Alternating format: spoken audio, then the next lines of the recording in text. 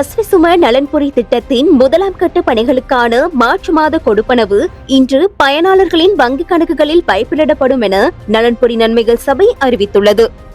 மின்சார சபை ஊழியர் தொழிற்சங்கங்கள் முன்னெடுத்து வந்த பணிப்புறக்கணிப்பு நேற்று கைவிடப்பட்டது.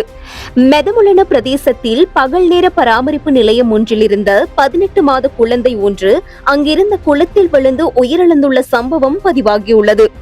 பாடசாலையில் தடகள பயிற்சியில் ஈடுபட்டிருந்த போது ஏற்பட்ட திடீர் உடல்நலக் குறைவு காரணமாக வைத்தியசாலையில் அனுமதிக்கப்பட்ட மாணவர் ஒருவர் உயிரிழந்துள்ளார்.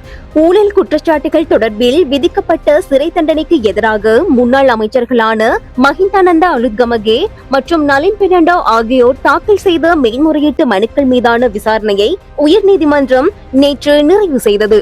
பாதாள உலகக்குழு தலைவர் மாக்கந்துரை மதுஷ் கொழும்பு குற்றத்தடுப்பு பிரிவின் பொறுப்பில் இருந்தபோது இனந்தெரியாத இருவரால் சுட்டுக் கொல்லப்பட்ட சம்பவம் தொடர்பில் குற்றப்புலனாய்வு திணைக்களம் முறையான விசாரணைகளை ஆரம்பித்துள்ளது.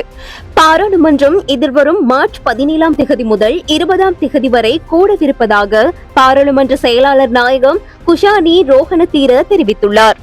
பேருவலை காலி வீதியில் உள்ள மஸ்தல சந்தி பகுதியில் தனியார் பேருந்தில் ஏறிய ஒருவர் அதிலிருந்து விழுந்து பலத்த காயங்களுக்கு உள்ளாகி உயிரிழந்துள்ளதாக பேருவலை காவல்துறையினர் தெரிவித்துள்ளனர். இஸ்ரேலில் வசிக்கும் இலங்கை தொழிலாளர்கள் சமூக வலைதளங்கள் மற்றும் மின்னஞ்சல்களை பயன்படுத்தும் போது அறிமுகமில்லாத செய்திகளுக்கு பதிலளிப்பதை தவிர்க்குமாறு அங்குள்ள இலங்கை தூதரகம் அறிவித்துள்ளது. பஹலியகொட போலீஸ் பிரிவிற்குட்பட்ட பகுதியில் மசாஜ் நிலையம் என்ற போர்வையில் முன்னெடுத்து செல்லப்பட்ட விபச்சார விடுதியொன்றை முற்றுகையிட்ட போலீசார் 4 பெண்களை கைது செய்துள்ளனர். உறுதிப்படுத்தப்பட்ட உண்மை செய்திகளை உடனுக்குடன் தெரிந்து கொள்ள ஆயுள் மீடியாவை ஃபாலோ செய்யுங்கள்.